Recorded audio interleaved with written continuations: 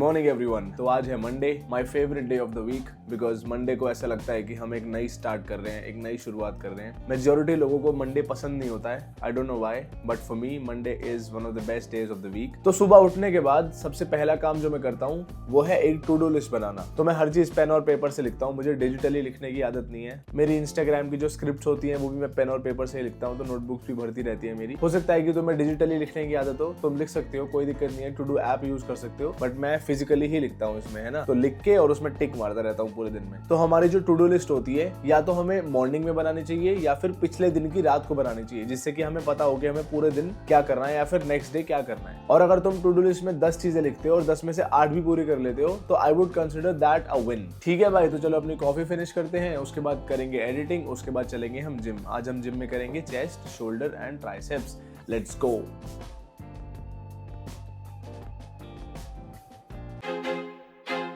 I feel like I'm losing my mind. Is everybody in the world blind? Please, Lord, give me a sign, a sign.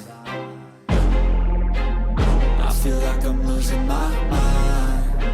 Is everybody in the world blind? Please, Lord, give me a sign, a sign.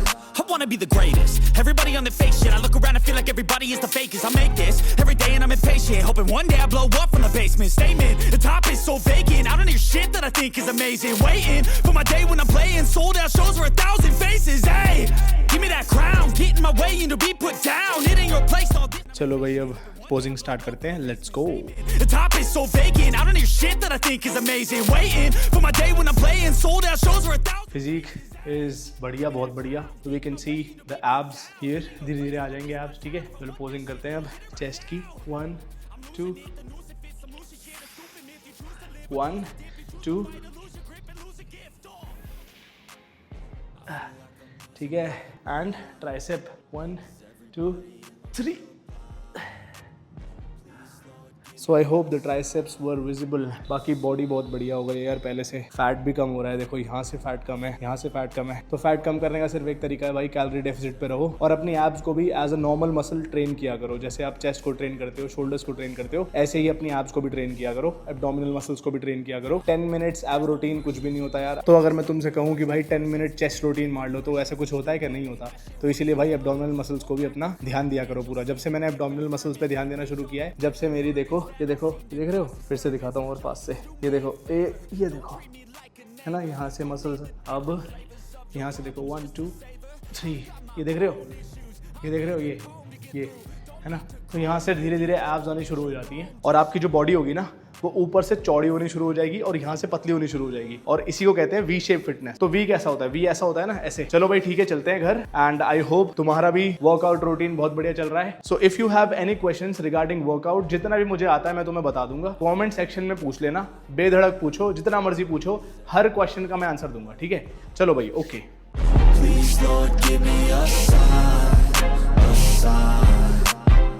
That's it, the end of the song. अब भाई तुम्हें ना मैं gym की psychology बताता हूँ। जब एक बिगिनर बंदा जिम में आता है ना, तो वो देखता है आसपास के बंदे बहुत ज्यादा जैक्ड हैं, बहुत ज्यादा सबकी मसल्स बनी हुई हैं, ठीक है। तो उसका जो कॉन्फिडेंस होता है ना वो बहुत लो हो जाता है। अब क्या है, जब तुम किसी चीज को स्टार्ट करते हो ना, तो तुम्हारा कॉन्फिडेंस लो होना लाजमी है, कोई दिक्कत नहीं है। देखो, डेली जिम में आओ, डेली एक्सरसाइज करो और हर एक्सरसाइज सेशन के बाद पोजिंग करना सीखो। जब तुम पोजिंग करते हो तो तुम्हें पता चलता है कि तुम्हारी मसल्स धीरे धीरे ग्रो हो रही हैं। ठीक है, चलो भाई एंड करते हैं अपने जिम का सेशन। अब हम बुक पढ़ेंगे। तुम्हारे लिए मैं कोशिश करूंगा कि बोरिंग वीडियोस ना रहे, तुम्हें व्लॉग्स देख के डेली कुछ सीखने को मिले, ये मेरा टारगेट होगा। चलो भाई ठीक है, अब हम बुक पढ़ेंगे घर जाके और उसके बाद अपने बाकी काम पूरे करेंगे। तो भाई अगर तुम देख सकते हो तो पीछे ना जो मेरा बैक मिरर है उसमें ना कपड़ा लगा हुआ है, कपड़ा, क्योंकि मेरी गली के बच्चों ने मेरी गाड़ी का शीशा फोड़ दिया बॉल मार के। तो मुझे वैसे संडे को ठीक करवाने जाना था, बट मैं अभी जा रहा हूँ क्योंकि यार गाड़ी का शीशा खराब, पीछे से ना गाड़ी खुली पड़ी है बहुत दिन से।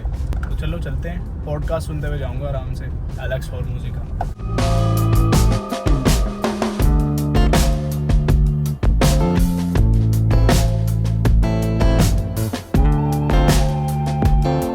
ओके भाई, तो अब मैं रिकॉर्ड कर रहा हूँ अपने इंस्टाग्राम पेज के लिए वीडियोस, क्योंकि मैंने आज 3-4 स्क्रिप्ट्स लिखी हैं, तो मैं उसी दिन रिकॉर्ड कर देता हूँ। ओके चलो शुरू करते हैं।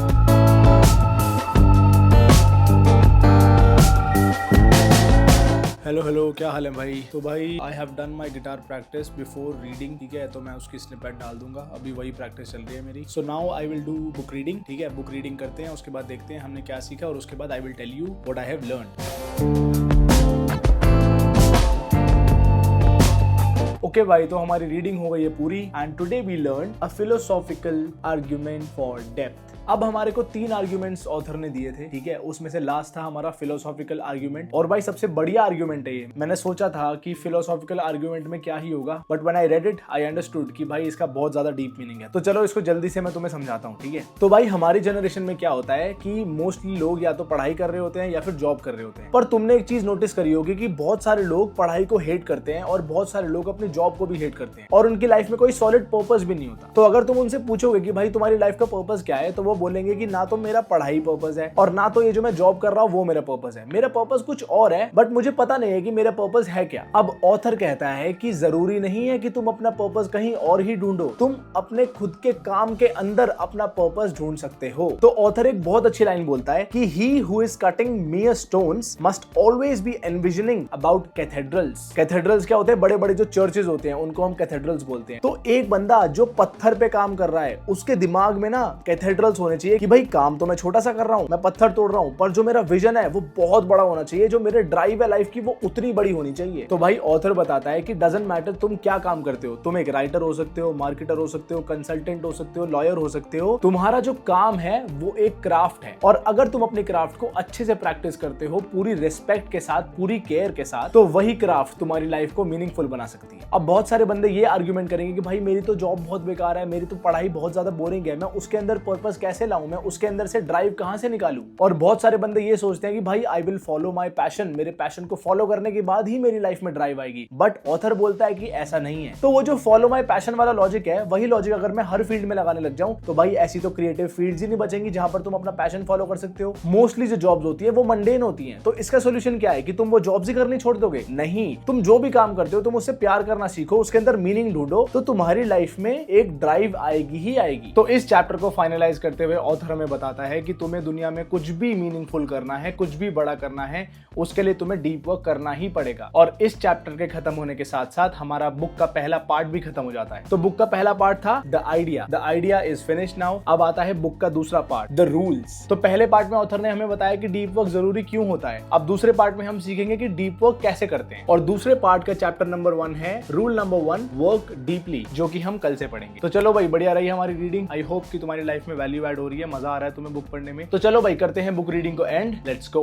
ओके भाई, तो आज का दिन हो गया खत्म। हमने अपने सारे टास्क फिनिश किए। पहला टास्क सुबह 7 बजे उठना, वो भी सुबह उठे। उसके बाद जिम भी गए, उसके बाद बुक भी पढ़ी, गिटार भी प्ले किया एंड अपने 10,000 स्टेप्स भी कंप्लीट किए। मैं फोकस कर देता हूँ, ठीक है, 11,988 स्टेप्स। अब क्या हो गया है कि अभी ना 12 बज गए हैं, एग्जैक्ट 12 बज रहे हैं, तो इसीलिए ये येस्टरडे का दिखा रहा है। तो चलो भाई, अगर चैनल को सब्सक्राइब नहीं किया है तो भाई चैनल को सब्सक्राइब कर लेना, और अगर व्हाट्सएप चैनल ज्वाइन नहीं किया है तो भाई WhatsApp channel first link in the description join कर लेना, ठीक है। तो चलो भाई, I will see you tomorrow. Today was a beautiful day, tomorrow is going to be a beautiful day as well. तो चलो भाई, ओके, बाय बाय, सी या।